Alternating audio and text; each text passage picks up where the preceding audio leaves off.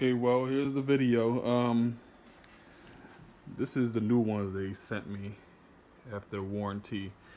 These are the one that came with the 6-inch suspension lift kit for my F-150, and I don't do any off-roading, and they only lasted me, I would say, less than 2 years, which is, disappointment on a product.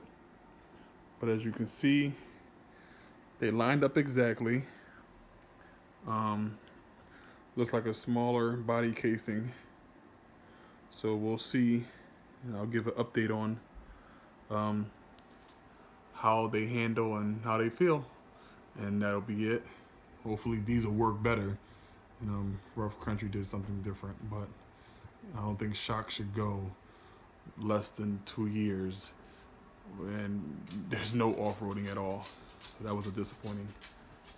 But soon be update.